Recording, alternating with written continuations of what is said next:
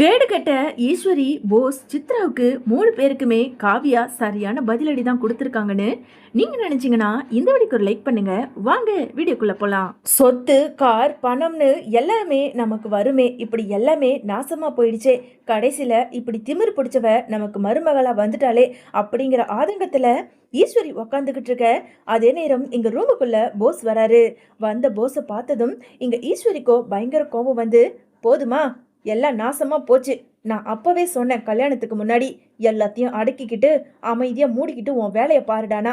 ஆனா நான் சொல்றத கொஞ்சம் கூட காதல கேட்காம அந்த தாமரை கிட்ட போய் தப்பா நடந்துக்கிட்டு பாரு, எப்படி ஒரு சரியான சமயம் பார்த்து அந்த தாமரை போட்டு கொடுத்துட்டா.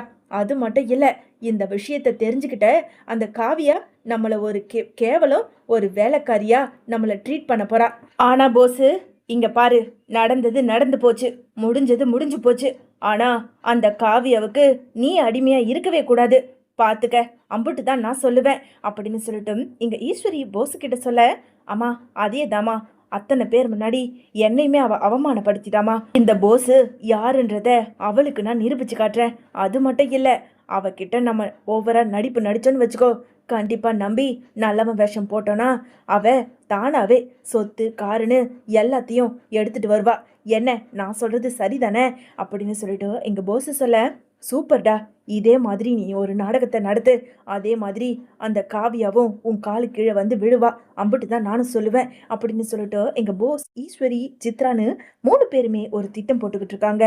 இன்னொரு பக்கம் மோகனா மெதுவா இங்க அப்பத்தா ராஜாங்கத்துக்கிட்ட வந்து, அத்தை, என்னத்த எல்லாரும் இப்படியே அமைதியா எவ்வளவு நேரம் தான் உக்காந்துக்கிட்டு இருப்பீங்க?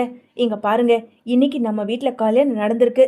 அந்த போஸுக்கும் காவியாவுக்கும் சாந்தி முகூர்த்தம் ஏற்பாடு பண்ணணும் அப்படின்னு சொல்லிட்டு இங்க மோகனா பொறுமையா எடுத்து சொல்ல, உடனே அங்க இருந்த அப்பத்தாவோ, அடியே மோகனா, உனக்கு கொஞ்சமாவது அறிவு இருக்கா?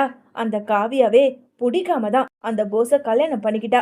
அப்படி இருக்கும்போது நாம மட்டும் இந்த சாந்தி முகூர்த்த ஏற்பாடு பண்ணணும்னு வச்சுக்கோ, அதுக்கப்புறம் நம்மளை தான் அவ கேவலமா நினைப்பா. பேசாம போய் ஆகிற வேலையை பாரு அப்படின்னு சொல்லிட்டு அப்பத்தான் சொல்ல, அத்தை, என்னதான் இருந்தாலும் நம்மளோட கடமை, அந்த ஏற்பாடு பண்ணி தான் ஆகணும். அதை விட்டுட்டு நீங்களும் இந்த வீட்டில் பெரியவங்க, நீங்களும் கோபமா பேசக்கூடாது அப்படின்னு சொல்லிட்டு இங்க மோகனா மறுபடியும் அங்க அப்பத்தா கிட்ட சொல்ல, நல்லா இருக்கே, அந்த காவியாவை பிடிக்காம தானே இந்த கல்யாணத்தை பண்ணிக்கிட்டா. என்ன மதனி, நீங்க இப்படி வந்து அந்த போஸுக்கு சப்போர்ட் பண்ணி பேசிக்கிட்டு இருக்கீங்க அப்படின்னு சொல்லிட்டு அங்க வந்து சாவித்திரி சொல்ல, இங்க பாரு சாவித்ரி, உனக்கு இதுல தேவையில்லாத விஷயம், நீ உன் வேலையை மட்டும் பாரு. என்னங்க, நான் சொல்றது உங்களுக்கு புரியும்னு நினைக்கிறேன் அப்படின்னு சொல்லிட்டு இங்க மோகனா சொல்ல, ராஜாங்கமுமே, மோகனா நீ சொல்றதெல்லாம் சரிதான், என்ன பண்றது, எல்லாம் சாஸ்திரம் சம்பிரதாயம்னு ஆயிப்போச்சு. நீ பண்ற ஏற்பாடை பண்ணு, என்ன நடக்குமோ அது நடந்துட்டு போகட்டும் அப்படின்னு ராஜாங்கம் சொல்ல, ராஜாங்கம் சொன்னதுக்காக இங்க மோகனாவுமே சில பல ஏற்பாடுகளை பண்ணி அந்த சாந்தி முகூர்த்தத்துக்கும் ஏற்பாடு பண்ணி அங்க காவியாவையும் உள்ள அந்த ரூமுக்குள்ளேயும் அனுப்புறாங்க.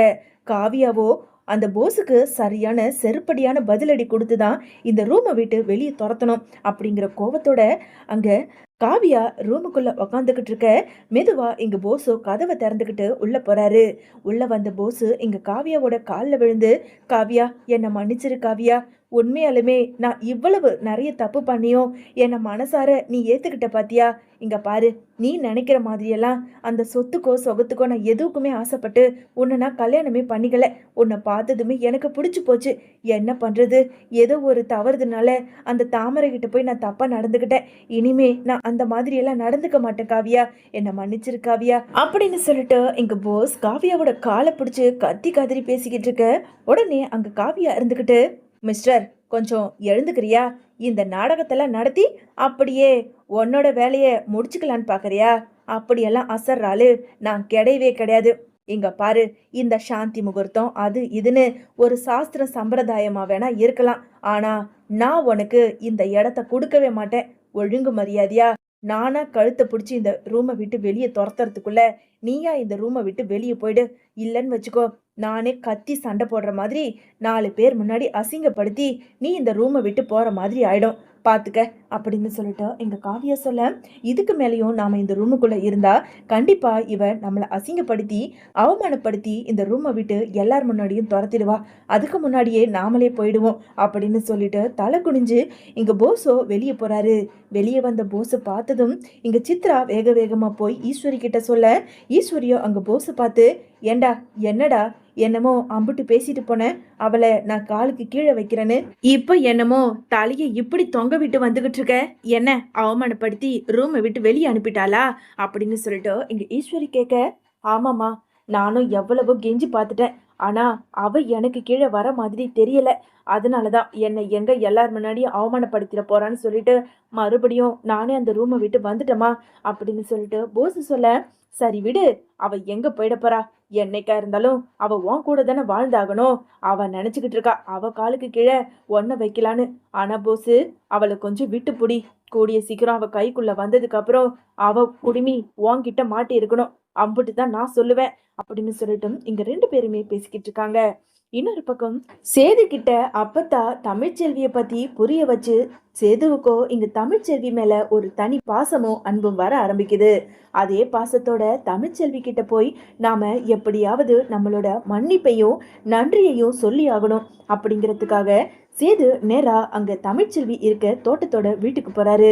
இன்னொரு பக்கம் இங்க வீட்டுக்கு வந்த மலர்கிட்ட அங்க இருந்த தனமும் தமிழ்ச்செல்வியும் இன்னைக்கு வீட்டுல நடந்த எல்லாத்தையும் ஒண்ணு விடாம சொல்ல, உடனே அங்க இருந்த மலர் இருந்துகிட்டு, இங்க பாரு தமிழ், பரவாயில்ல, இங்க என்ன நடந்தாலும் பரவாயில்ல, இது எதையுமே என் காதுல விழாது, அது மட்டும் இல்ல, அந்த போஸுக்கு அந்த பொண்ணு சரியான பதிலடி தான் கொடுத்துருக்க மாதிரி பண்ணிருக்கு, எனக்கு தெரியும், அவன் பணத்துக்கும் சொத்துக்கும் ஆசைப்பட்டுதான் அந்த பொண்ணை கல்யாணம் பண்ணிக்க ஏற்பாடு பண்ணியிருப்பான், ஆனா இப்போ சொத்தும் இல்ல ஒன்னும் இல்லைன்னு ஆனதுக்கு அப்புறம் தலை குனிஞ்சுதான் நிக்க போறான், பரவாயில்ல, எனக்கு யார் எப்படி போனாலும் பரவாயில்ல தமிழ், ஆனா நான் நினைச்ச மாதிரி நான் எல்லார் முன்னாடியும் வக்கீலாகி காட்டுவேன், இதுதான் என் மனசுக்குள்ள இருக்கு, எனக்கு இந்த கல்யாணம் குழந்தை குட்டிகன்னு இப்போதைக்கு எதுவுமே தோணல அப்படின்னு சொல்லிட்டு மலர் தமிழ்ச்செல்வி தனம்னு 3 பேரும் பேசிக்கிட்டு இருக்க அந்த நேரம் இங்க சேது வீட்டுக்குள்ள வராரு.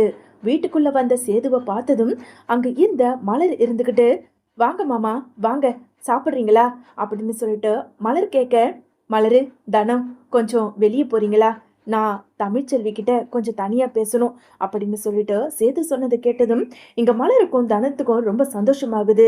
அதே பக்கம் இங்க தமிழ்ச்செல்வியோ இவர் என்ன பேச போறாரு, எதுக்காக இப்படி தனியா பேசணும்னு சொல்ல போறாருன்னு தெரியலையே அப்படின்னு சொல்லிட்டு எதையோ யோசிச்சுக்கிட்டு தமிழ்ச்செல்வி நிக்க இங்க மலரும் தனமும் வீட்டை விட்டு வெளியே போறாங்க. வெளியே போன கொஞ்ச நேரத்துல இங்க சேதுவோ கதவை தாழ்பால் போட்டுட்டு வீட்டுக்குள்ள வர அங்க இருந்த தமிழ்ச்செல்வியை கட்டி பிடிச்சு, தமிழ் என்னை மன்னிச்சிரு தமிழ், உனக்கு நான் நிறைய துரோகத்தை பண்ணிட்டேன், அது மட்டும் இல்லை என் அப்பாவோட உயிரை நீ காப்பாத்திருக்க அப்படின்னு சொல்லிட்டு இங்க சேது வாசல்லையே நின்று இது போல நாம தமிழ்ச்செல்வி கிட்ட நடந்துக்கணும் அப்படின்னு சொல்லிட்டு யோசிச்சுக்கிட்டு இருக்க, உடனே அங்க இருந்த தமிழ்ச்செல்வியோ, எதுக்காக இப்போ நீங்க கதவை சாத்துறீங்க அப்படின்னு சொல்லிட்டு தமிழ்ச்செல்வி கேட்க, உடனே இங்க சேது, அடைச்ச இவ்வளவு நேரம் நாம கனவு கண்டோமா, இல்ல அது கனவாவே இருந்தாலும் இப்போதைக்கு நாம தமிழ்ச்செல்வி கிட்ட அது நிறைவேற்றணும். என்ன இப்ப தமிழ்ச்செல்வி என்னோட பொண்டாட்டி, அவளை போய் நான் கட்டி பிடிச்சி உரிமையா பேசுறதுல என்ன ஆயிடப்போகுது, இல்ல எந்த ஒரு ஈகவும் என்கிட்ட இருக்கக்கூடாது, கண்டிப்பா தமிழ்ச்செல்வி கிட்ட நான் மன்னிப்பு கேட்டுதான் ஆகணும் அப்படின்னு சொல்லிட்டு இங்க சேது மெதுவா தமிழ்ச்செல்வியோட பக்கத்துல போறாரு.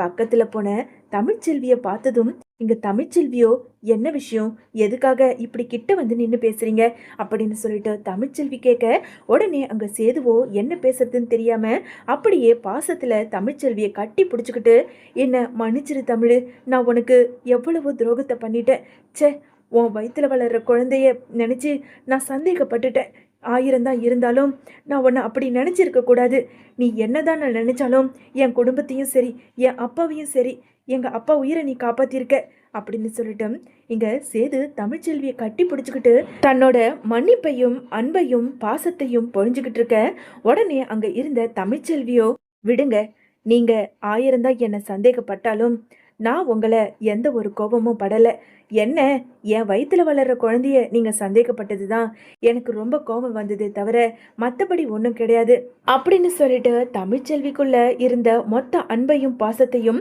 இங்க சேதுவை கட்டி பிடிச்சி வெளிப்படுத்திக்கிட்டு இருக்க. அதே நேரம் சும்மா தாழ்பால் போட்டிருந்த கதவை இங்க மலர் திறந்து உள்ள வர தமிழ்ச்செல்வியும் தனமும் அதை பார்த்துட்டு ரொம்பவுமே சந்தோஷப்படுறாங்க. என்ன மாமா, நீங்க 2 பேரும் கட்டி பிடிச்சிக்கிறதுக்காக தான் எங்க 2 பேரையும் வீட்டை விட்டு வெளியே நிக்க வச்சிங்களா? சரி சரி, நீங்க 2 பேரும் கண்டினியூ பண்ணுங்க. நாம கூட 2 பேரும் ஏதோ பெருசா சண்டை போட்டுக்கிறாங்களோன்னு நினைச்சிட்டு இந்த கதவை வேற நாம திறந்து பார்த்துட்டோம் லதனம். சரி சரி, 2 பேரும் இப்படியே கண்டினியூ பண்ணுங்க. 2 பேரும் ஒன்று சேர்ந்து சந்தோஷமா வாழ்ந்தா அதுவே போதும் மாமா அப்படின்னு சொல்லிட்டு இங்க மலரும் தனமும் சந்தோஷப்பட்டுக்கிட்டு மறுபடியும் கதவை சாத்திக்கிட்டு வெளியே போக, உடனே அங்க இருந்த சேதுவோ, இங்க பாரு தமிழ், இனிமே உனக்கு நான் விவாகரத்து கொடுக்க மாட்டேன். நீ என்னோட பொண்டாட்டி. கண்டிப்பா உன்னை நான் யாருக்காகவும் விட்டு கொடுக்க மாட்டேன். இனி உன் வயித்துல வளர்ற குழந்தை தான் என்னோட குழந்தை, இது சத்தியம். இந்த சேதுவை மன்னிச்சிரு தமிழ் அப்படின்னு சொல்லிட்டு எங்க மனசார சேது தமிழ்ச்செல்வியை கட்டி பிடிச்சு மன்னிப்பு கேட்டுக்கிட்டு இருக்காரு. இன்னொரு பக்கம் அப்பத்தா தமிழ்ச்செல்வியை பாக்குறதுக்காக அங்க தோட்டத்து வீட்டுக்கு வர வெளியே நின்னுகிட்டு இருந்த அங்க மலரையும் தனத்தையும் பார்த்து அப்பத்தா, அடியே என்னடி இந்நேரத்துக்கு வெளியே நின்னுகிட்டு இருக்கீங்க? தமிழ்ச்செல்வி என்ன பண்ணிக்கிட்டு இருக்கா அப்படின்னு சொல்லிட்டு அப்பத்தா கேட்க, அப்பத்தா அங்க புருஷனும் பொண்டாட்டியும் கட்டி பிடிச்சிக்கிட்டு ரொமான்ஸ் பண்ணிக்கிட்டு இருக்காங்க. அதனால யாரும் உள்ள வரக்கூடாதுன்னு எங்களை கதவை தள்ளிட்டு உள்ள கதவை சாத்திக்கிட்டாங்க. இப்போதைக்கு நம்மளால உள்ள போக முடியாது அப்படின்னு சொல்லிட்டு எங்க அப்பத்தா கிட்ட மலர் சொல்ல, பரவாயில்லையே, என் பேராண்டி சீக்கிரமாவே தமிழ்ச்செல்வியை புரிஞ்சுக்கிட்டான், இதுவே எனக்கு போதும் அப்படின்னு சந்தோஷப்பட்டுக்கிறாங்க.